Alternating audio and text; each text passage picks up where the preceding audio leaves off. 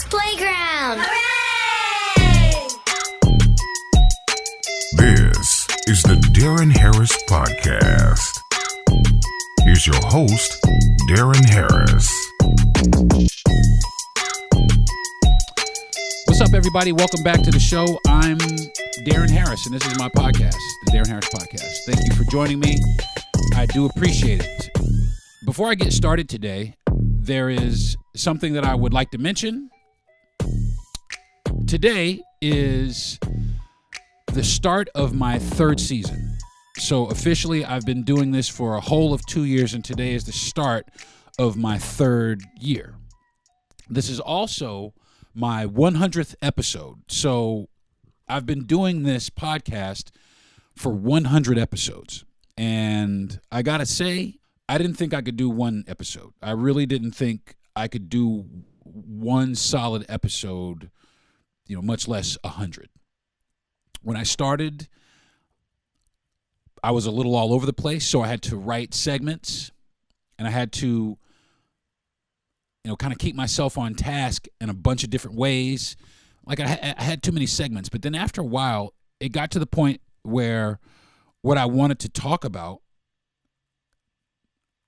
started to stretch out a little bit. I didn't have to have so many like hokey fanoky type sessions. I didn't have to have a segment for this and a different segment for that, and then I'll be back after this. And I didn't have to do that because what I wanted to talk about really started to resonate with me. So I began to speak freely from my heart as opposed to trying to make something that was fabricated. So today, I want to say thank you to everybody who has joined me on my podcast, and I want to say thank you to the platform that I have my podcast on, which is the Podcast Playground. I really, really want to thank you guys, and that's the platform that hosts my podcast. But I'm on every podcast platform thanks to them. Every single one. So you can find me on Apple. You can find me anywhere. Google. It doesn't matter. You can find the Deron Harris Podcast anywhere. And I have Gentry Thomas and my producer Jay Yandel to thank for that. I really do thank you guys. And most importantly, the people listening to the podcast. I want to thank y'all, man, because without you, I would be talking to myself. And for a while, I thought I was really talking to myself. Because in the beginning, I would have a podcast, and they would come back, oh, man, you had 7 listeners today. That was awesome. The 7 listeners to me was awesome. I appreciated the 7, and I still appreciate those 7 listeners, even if they don't listen anymore. Even if the people who don't listen to my podcast anymore, or they stop by and they figured that it wasn't their cup of tea, I thank you anyway. Thank you so much anyway for giving me an opportunity to talk to you.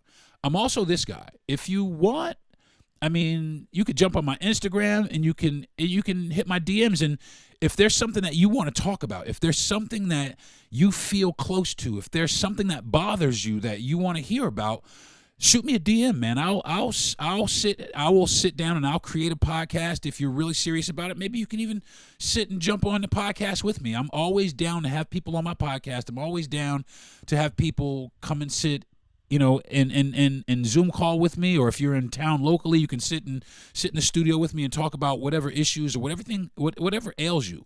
I talk about anything. I talk about things that are specifically like close to me. Like I suffer from what's called MDD, which is major depressive disorder. I've been suffering from that for quite a long time, and I also suffer from extreme anxiety. And I sit in this room right here, and this is one of my outlets to the world, because I do go out, but I don't really get down like that, or not anymore. But I'm working my way back to that, which feels good. So that's one of the things I do talk about in my podcast, and that's one thing that I am conscious of when I do deliver my podcast to the people that are listening is, how is your state? How is your mental state? How is your mental state? And that's the one thing, that's one of the things that I'm really concerned about is, how is your mental state? And are you okay? Because it's a lot of times I wrestle with things, and I know, man, if I have anxiety, the rest of the world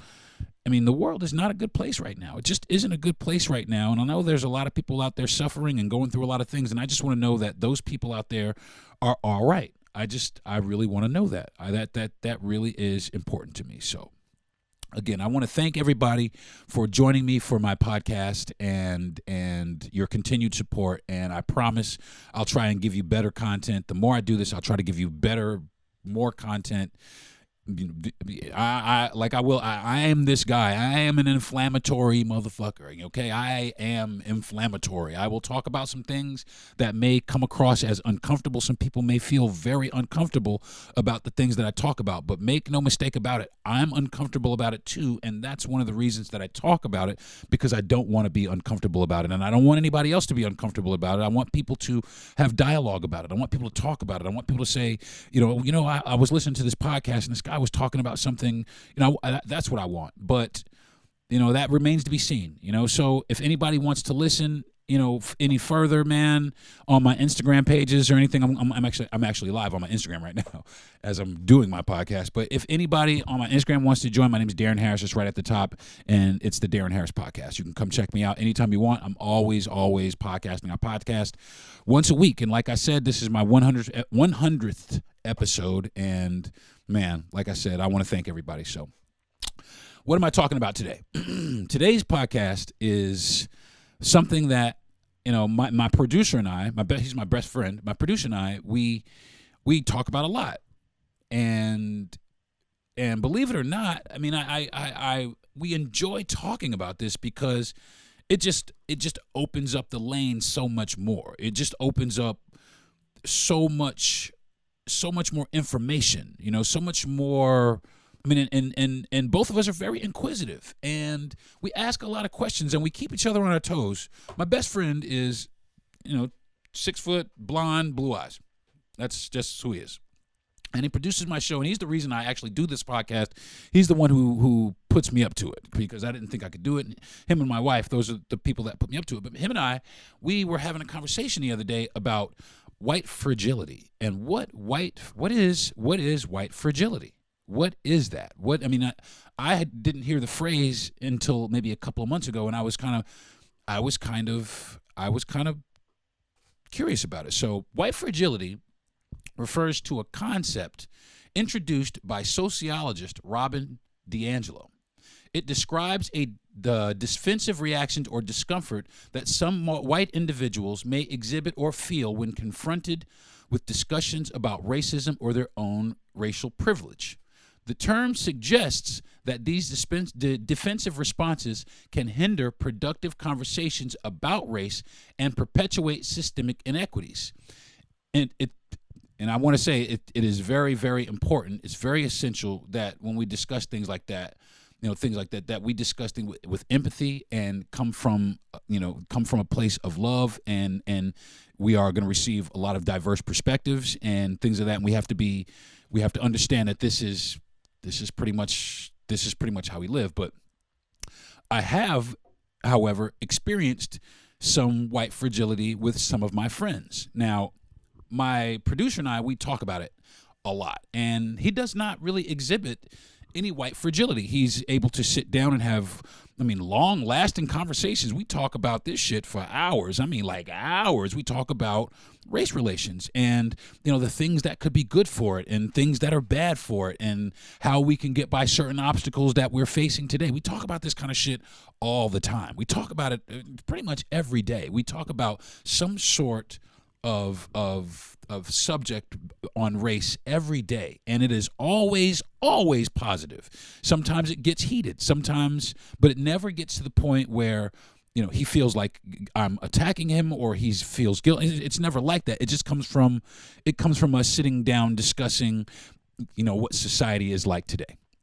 But I do have friends that do exhibit some sort of this white fragility. And I'm not going to say any names, but I do have friends that do feel some sort of close personal attack when we talk about anything regarding race. And I try and express to him, listen, you don't have to feel that way. You don't have to feel like, nobody's attacking you. Nobody said your name particularly to when we started talking about the subject. Nobody said your name.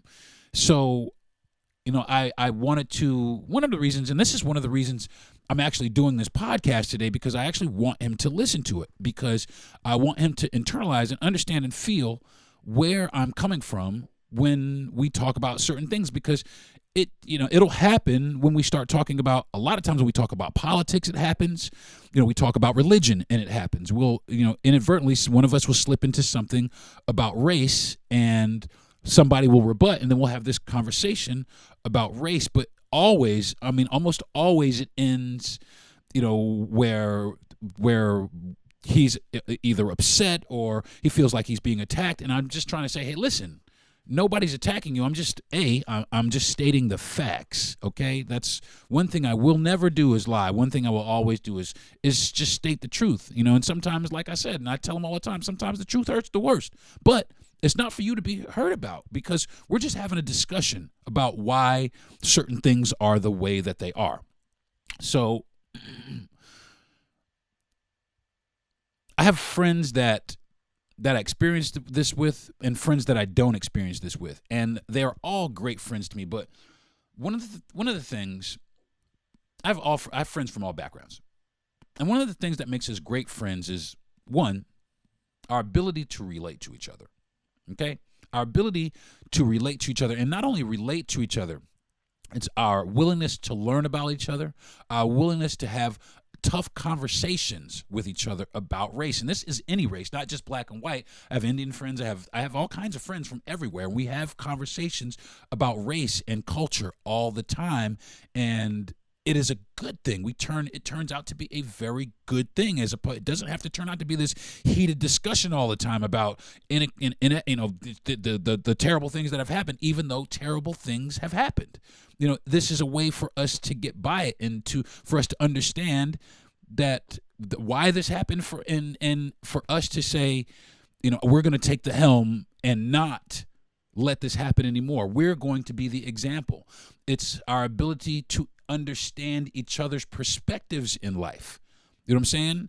It's also what this group of friends does. This is what they do. And I like to consider myself this also. One, they ask questions. They always ask questions. And I think it's great that they ask questions, because we have questions too. Black people have questions about white people. White people have questions about black people that we just really don't want to, we don't want to, sometimes, and it's a genuine question. It's sincere. It is a sincere question.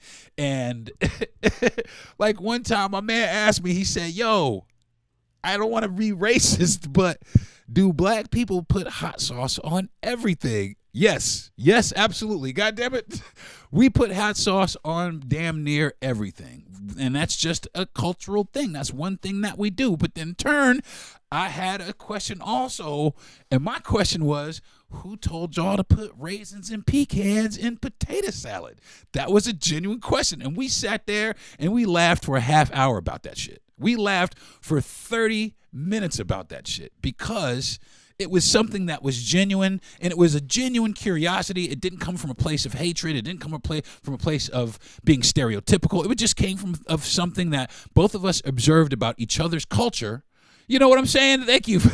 And we observed this about each other's culture. We were just like, look, man, we just kind of like broke it down. Look, bro, I just got a question I want to ask you. And I completely got it. And we laughed and we laughed and we laughed. And that's what I'm talking about. And that's where we need to be. That's where our country needs to be. We don't need to be fighting over Democrats and Republicans. You know what I mean? Because I look at it like this. The Democrats and the Republicans, the Reds and the Blues, that's just the Crips and the motherfucking Bloods, man. That's all it is. And we need to get away from that. Our strength lies in our unity. It also lies in our diversity. We all learn things from each other, man. Nobody is perfect. Not one race on this face of this earth is perfect. We all learn from each other. You know what I'm saying? I have some great friends. I have a story about a buddy of mine named Nick. Now, I didn't realize. Now, Nick is my buddy Nick. He's an actor. He's a retired actor, and he's been on some great things. He was on The Guiding Light for a long time. That just impresses the shit out of me. So, but he's a great guy, man. His name is Nick, and this is when I was living in New York, and we we were meeting for lunch. I was meeting him for lunch, and I had got to the store. And this was down in like the Bowery, so I'm meeting, which is it's a pretty decent neighborhood. There's good restaurants around, really nice delis. So I get down there, and I get there just before he got there. So I'm in line, and I'm getting ready to order my sandwich, and I see him at the back of the line, and I say to him, I say, "Hey man," I'm going to go sit over here by this thing. He said, all right, I'm going to get my sandwich. So I sat down and I waited for him to get his sandwich.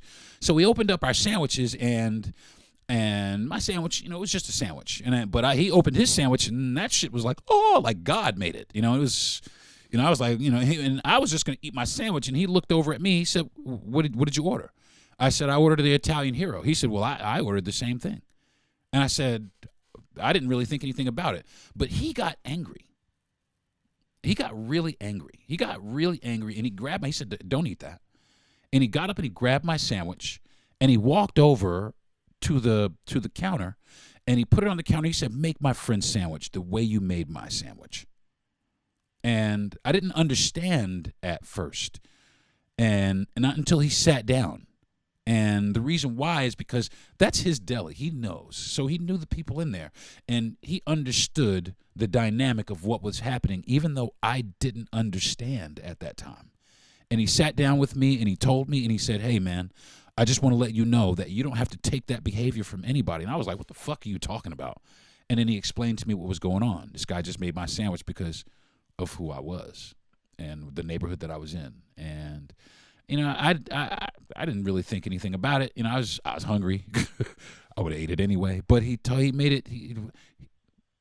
It was a very classy thing. It was a very, very classy thing for him to do to show me that hey man, not everybody's like that. Not everybody is like that. Okay. And it made me feel good. Like I'll say again, my producer, the guy who produces my show,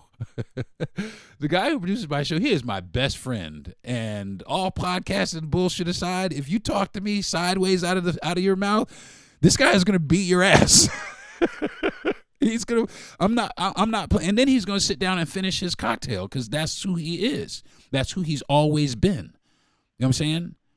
I'm 54 years old on July 3rd. Me and this guy have been friends since we were 16 and 17 and 18. He's been with me through every phase of my life. All the hard things I've ever gone through in my life, this man has been right there by my side. And that is a bond that would have never existed if we did not sit down and try our best to learn about each other. And now, if this motherfucker was going to rob a bank, I'm driving the car. You know what I'm saying?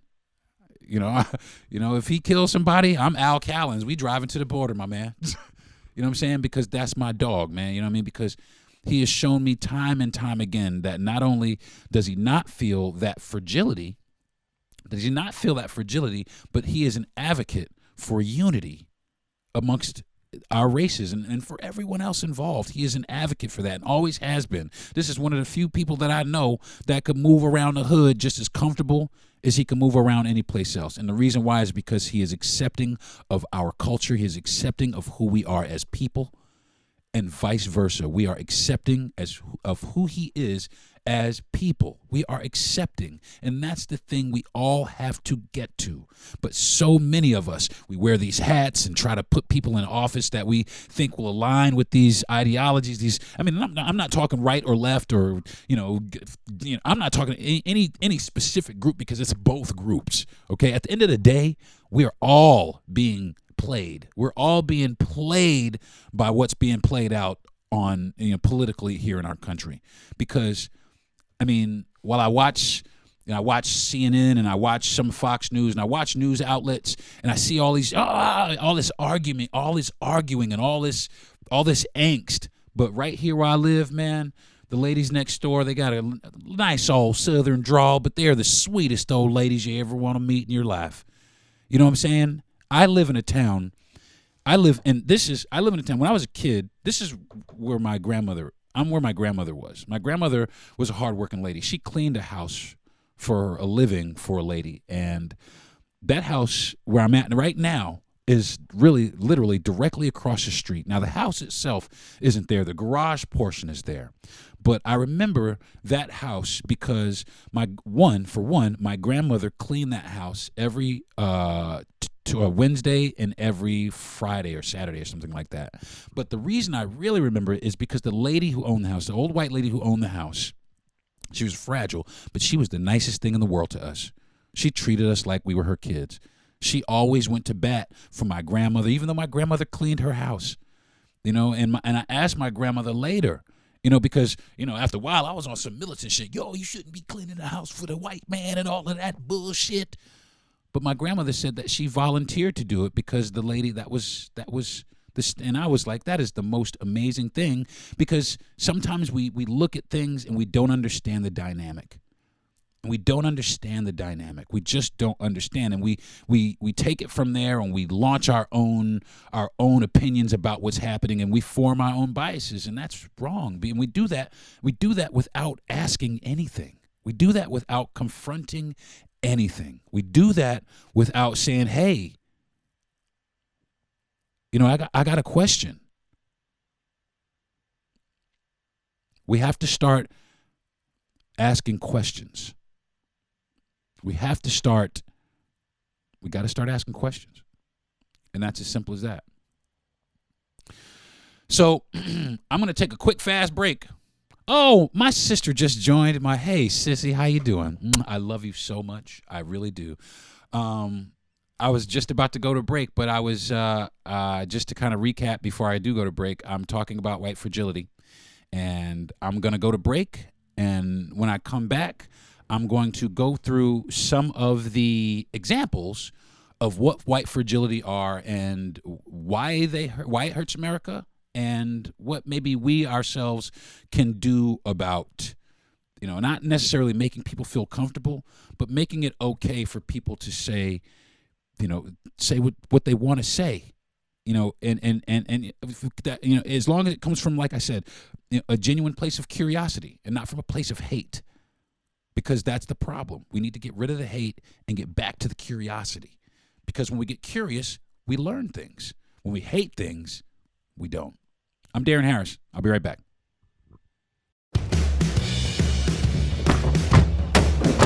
Go on then. Just go. Go north. Go south. Go here. Go there. Go uptown. Go downtown. This is not downtown. Go back to basics. Go fish. Then go fish. Go down memory lane. Just make sure you share the lane. Go dance like no one's watching. Go where you're absolutely sure that no one's watching. Go say I do. Then go out there and do it. Go Bears. Go Wolves. That's a wolf. Go, go, go, go, go, go. And at the end of the day, when your tank is running low, Go to sleep. because tomorrow, we go on again.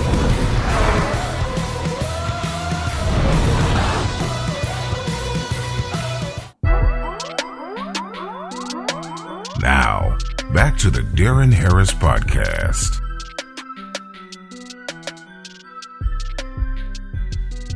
Hey, folks, what's up? Welcome back. I had to go take a couple minutes, get myself a beverage, and I'm back. I'm talking about white fragility today and why it's bad for America, and what we can do to bridge the gap between us a little bit better anyway. So when I left, I was about to give some examples of what white fragility is. Now, some people may not think they have this, and I can certainly see where it might be a little, I don't know. But if you're unclear as to what it feels like or what it looks like, these are some examples of what white fragility is. Number one is pretty much, it's one of the biggest. One is defensive reactions when confronted with discussions about systemic racism. I got a friend, and this is like, I got a friend that almost every single one of these, almost every single one of these, every single example I'm about to give, I have a friend that exhibits almost every single one. But I love him to death. He's my brother, as a matter of fact. But like I said, one of the reasons I'm doing this is because I want him to understand. I want him to understand, and I want him to get it. I want him to not be afraid to address and talk about these things. Number 2 is dismissing or downplaying the impact of racial disparities. That is number 2. So that's when, somebody says something like, oh, pull yourself up by your bootstraps, or they try and compete with you. Oh, well, you don't have it that. We have it just like you. That's one of the symptoms. Number 3, resistance to acknowledge one's racial privilege. Now, if somebody's saying, I get the, like back to the same thing I just said, people will say, I go through the same things that you do. I got to pay my bills just like I got the same bills. My rent is the same thing. I struggle just like you do, but it's not always true. And it's not, a lot of times it's not true at all. And a lot of times it's not true at all because our experiences here are different. And it needs to be acknowledged that our experiences are different. And that's it. And it's okay that our experiences are different. But what's not okay is the fact that people try to dismiss that there is a difference. Okay? Number 4 is feeling personally attacked when discussing race-related issues. And I've said this before. I just was talking about this a minute ago, where people feel personally attacked when you're talking about race, and you shouldn't feel attacked. I mean, if you had nothing to do with it, I don't understand why you would feel attacked. Now, if there could be some things that could be embarrassing, but if you internalize those things, of course you're going to feel that way. But if you didn't do that or had anything to do with it, or you stand up and oppose it, then there's no way. You should be angry. You should be angry not at me for asking the questions or engaging in the conversation. Your belly should be full on some, how can you get rid of this? How can you stop this behavior? But a lot of people don't. They feel as if they're being attacked, and they get defensive. And number 5 is defensiveness in response to diversity and inclusion initiatives. And here in the state that I live in, unfortunately, that's our reality here. The University of Florida, I live 45 minutes from there. I live 45 minutes from the University of Florida. And the other day, the president of the university, he got rid of all the diversity inclusion, the DEI initiatives. He got rid of all of them, and then was praised by the governor. And that's not right.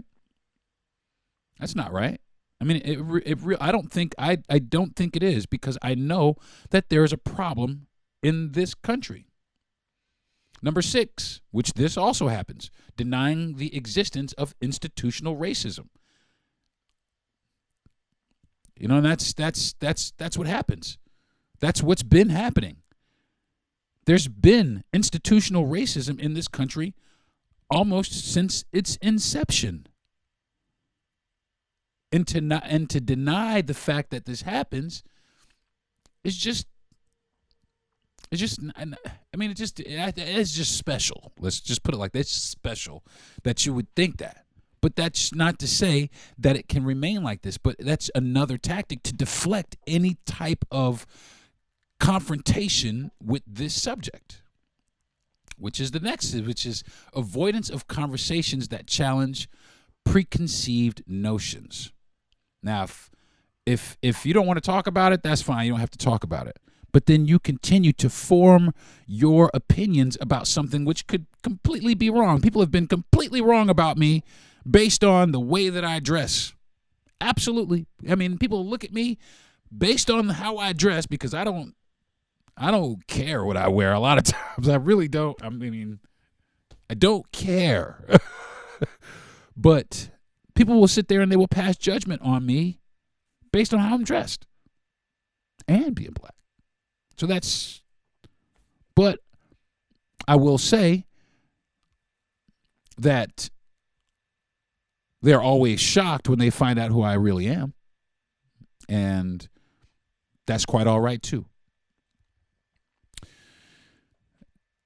Number 8, insisting on colorblindness as the solution to racial issues. My buddy does that a lot. I'm colorblind. I don't see color. I do have a buddy who is actually colorblind. He has problem seeing different hues, actually, medically. But my one friend, that's one of his go-tos. Man, I just don't see color, man. Well, you have to, because it's there. You have to. Because if you say that you don't see color, you're basically saying that you don't see our individualism or our differences or our culture or anything dealing with that. Everything is just a broad stroke, and it's not. And it really is. And that's a quick way to get out of feeling uncomfortable about a situation. Number 9, unwillingness to accept historical injustices and their lingering effects. Now, a lot of people do this. You know, my buddy does it from time to time, but we have recently been able to sit down and, you know, because I give him things. I give my friend homework assignments. Now, sometimes he does it, and a lot of times he doesn't because he's uncomfortable. It's uncomfortable for him to watch. I told him to watch a documentary on Netflix called The 13th, if anybody has watched it. If you haven't watched it, I think it's still on. Go watch it. It's excellent. And it's hurtful. It will hurt your feelings. It will hurt your feelings. And I mean, it really is a tough watch, but it is worth every second because you learn so much. And while my other friend has watched it, my one friend has not.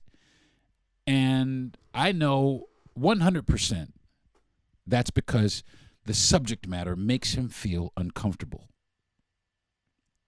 And we've got to stop that. We've got to get to a point in our country where we are comfortable discussing racial issues so that we can come up with solutions for the things that are happening here. Again, if you didn't get it, the name of that documentary is called The 13th, and it's on Netflix, and it's about the 13th Amendment, which was the amendment that abolished slavery. Number 10, rejection of the idea that cultural appropriation can be harmful. I'm just going to kind of go through some of these now. Number 11, perceiving discussions about race as an attack on individual character. Now that I will stop at. That happens a lot where if I say something like about, you know, something that happened, you know, like the issue, like I'll give you a perfect example. I was sitting down talking to my buddy about what happened with George Floyd. And that was just, you were talking about George Floyd and Trayvon Martin, what happened with those guys. And nobody even mentioned race, but he immediately jumped to, you know, well, white people experienced this, you know, and hey, man, don't dodge that, okay?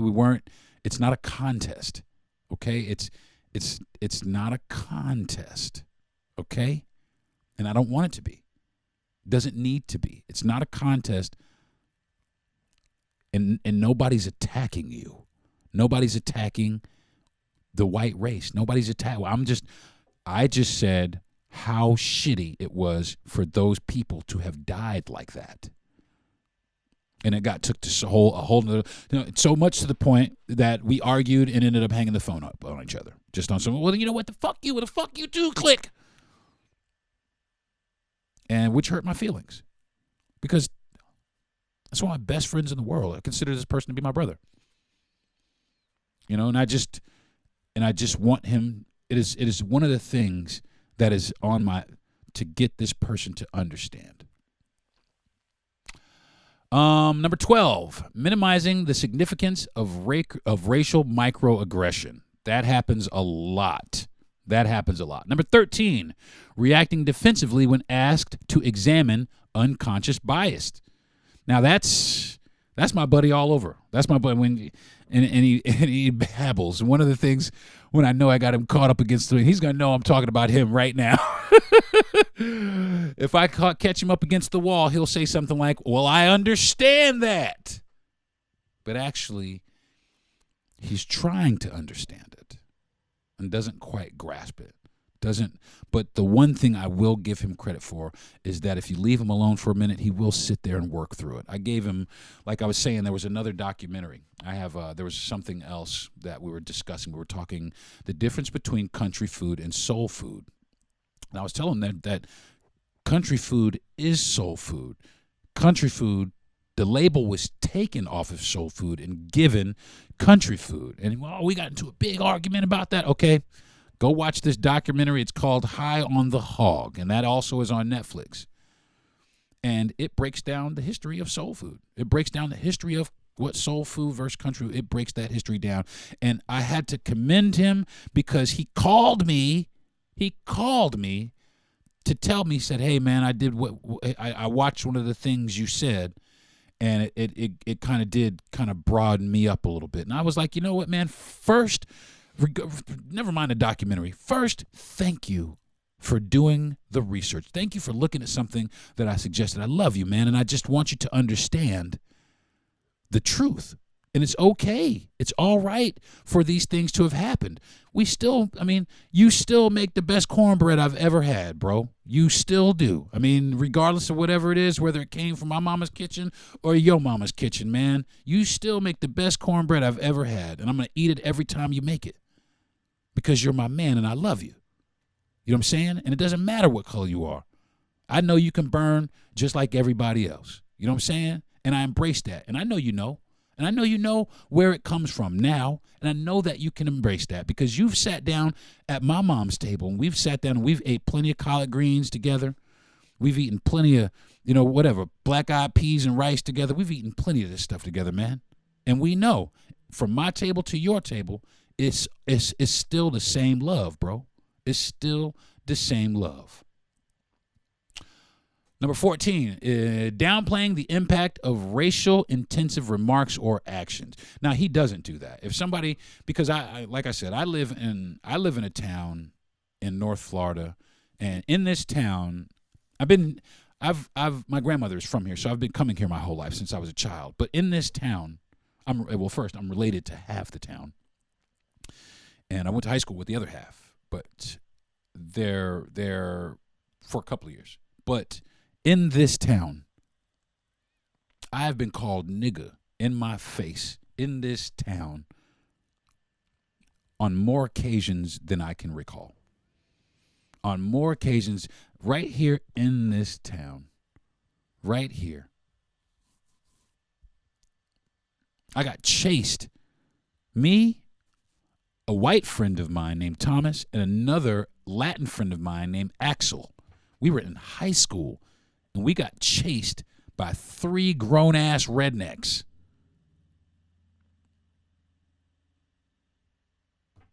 What do? Axel drove his ass off is what we did. And I told him, drive to Railroad Street. Drive to Railroad Street. Railroad Street is where the hood is. And they rode right on by. I said, park the car. What? Park the car. And that was kind of... I guess that was kind of some black privilege that I flexed there because I told him to pull up. At the time, Railroad Street here in this town was pretty. It was one of them streets. But I rolled right up there and I got right out the car like I was right at home because I was. And I told them to get out of the car like you're at home because you are. Because you guys are home here, man. These people here. They see what's happening, and they're not going to let these 3 grown-ass men beat me up, beat you up, or you up, regardless of what color you are. because they understand the fundamental thing that was happening in that situation is that what those men were doing to the three of us was wrong. And all them people on that little hoodie strip of Railroad Street, they stood right next to us, and they put their arms around and those people rode right on by. And my Latin friend and my white friend, that happened to be the same night that we were all out till 6 o'clock in the morning, and we shouldn't have been. But my friends learned right there that a lot of the things that they had been told, a lot of the things that they had perceived weren't true at all. And those guys are still my friends. And this was back in high school. Those guys are still my friends. Number 15, discussing the experiences of marginalized groups as exaggerated. Now, my friend does do that. It's not such a big deal. Yes, the fuck it is. Yes, the fuck it is. I mean, I'm sorry. It's a big deal, man. And the reason why it's not a big deal is because you keep saying that it's not. But everywhere all around us, it is. It's one of the hugest deals in our country, the racial divide, if not the biggest. The racial divide, and then the political divide, in my opinion, which kind of, that they're kind of one and the same right now. And it really shouldn't be. It really shouldn't be. And it makes me so sad to see such a beautiful country with such beautiful people in it fighting about something so fucking stupid. It's just ridiculous. It's just stupid. And we shoulder up and we embrace it.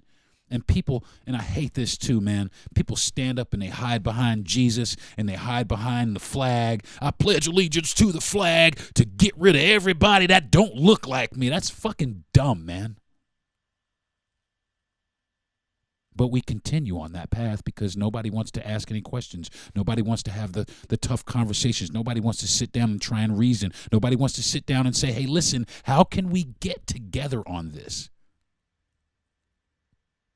I've seen a few shorts or reels on Instagram of some, I saw one black guy do it. I saw a couple redneck guys do it, and I saw one Spanish guy do it. And what they said, hey, y'all, imagine if the blacks, the rednecks, and the Mexicans got together. What kind of shit could we fuck up together? And I got goosebumps. I have goosebumps thinking about that. Because really, man, what could we do together? Not to mention, as long as we're divided like we are, we look weak as fuck around the world. We just look weak.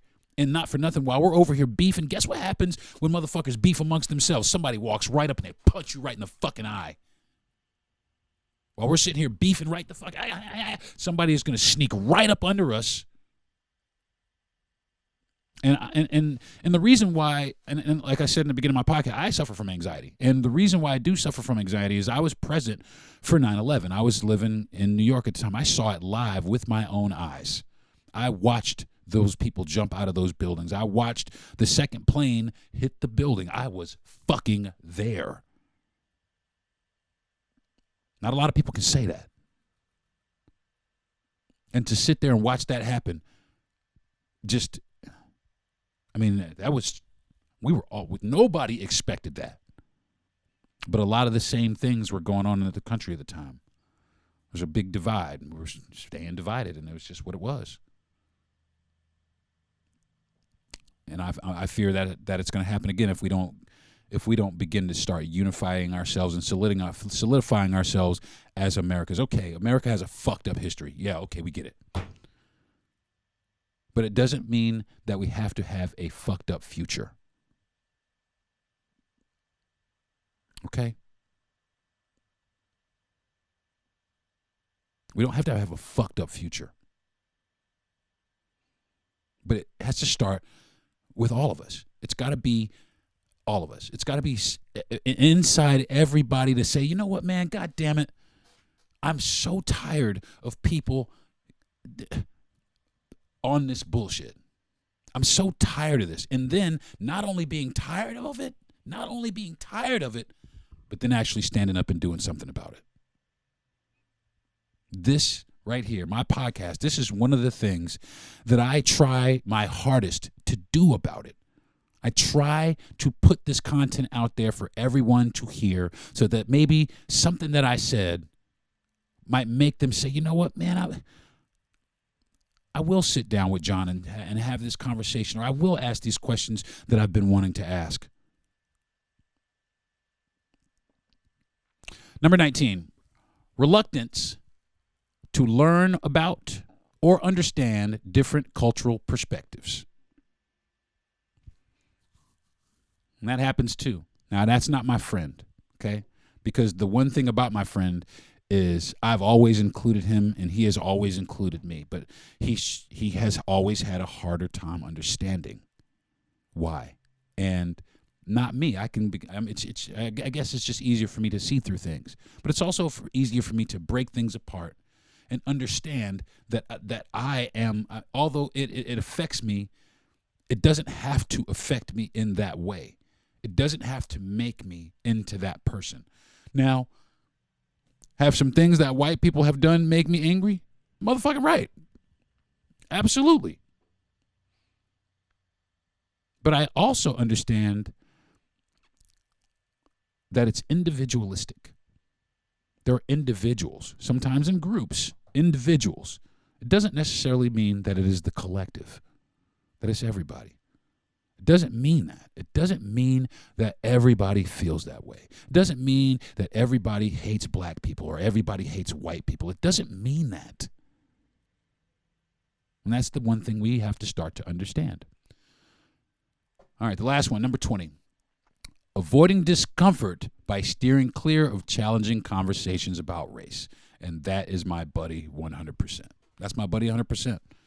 And I don't want him to feel uncomfortable. That's the one thing I do not want out of this at all. I don't want one of the closest people in the world to me, regardless of what race they are. I don't want them to feel uncomfortable about talking about race, because they shouldn't be. No one should be. Yes, there are some tough things to say. There are some tough things to hear. But if we come from a place of curiosity as opposed from a place of hate, then we can make actual progress. We can make actual strides in bridging the gap between our cultures. Okay? In conclusion, white fragility hurts America because we are unable to have real and meaningful conversations about race. It prevents us from learning more about each other and our perspective in our respective ethnic groups. And I think that right there is the key to really making America a great place. You know what I mean? So I think that's going to do it for this episode of the Deron Harris Podcast. First, I want to thank everybody again for staying with me for 100 episodes, y'all. Thank you. I appreciate that. But I want to thank my parents, like I do every week, for giving me life and breath in my lungs to speak the words that I speak. I want to thank my wife for being just the absolute, the most motivating person in my life. My wife is absolutely amazing. I'll have her on the show one day so you guys get to, you can meet her and talk to her. But my wife is amazing. She's Latin, but she is the biggest advocate for unity that I know. I want to thank my best friend and producer, Jesse Yandel, for bashing that motherfucker in the face for me 15 years ago. I just want to say I love you, man, and I appreciate you for encouraging me to do my podcast and putting me up to this, and also for never being afraid to conversate with me about the content that I share. And we always, as a matter of fact, folks, my friend and I, we always joke because, like I said, he's 6 feet tall, blonde hair, blue eyes, but he's the only 6 foot tall, blonde hair, blue eye, black content creator that I know. That is funny to me. So thanks, man. I love you to death. And I really want to thank Gentry Thomas. Gentry Thomas is the founder of the Podcast Playground, which is the platform that hosts my podcast. Today is my 100th episode of the Deron Harris Podcast, and I want to say thank you to Gentry Thomas for giving me the opportunity to say, I know I thank you every week, but really, man, I really want you to feel this one, bro. I appreciate you, man. I love you to death. I appreciate you. I appreciate you. I appreciate you. And thank you so much for enabling me to have a platform to touch people. So, and lastly, I want to thank everybody who has listened to my podcast.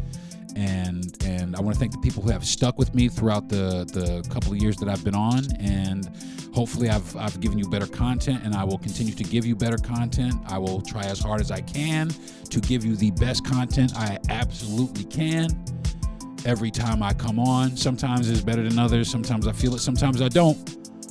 But I'm always going to try and put my best foot forward to try and give you guys good educational content, something to talk about, something to motivate you. I'm going to do my best to do that for you. And again, I thank you so much for listening. Thank you to the people who listen and don't listen anymore. Thank you to the people who've never listened but will listen in the future. I want to say thank you to everyone. So, with that being said, I think that's going to do it for me. You guys have a wonderful week, and I will see you next week. This is Deron Harris, and this has been the Deron Harris Podcast. Peace. You've been listening to the Deron Harris Podcast.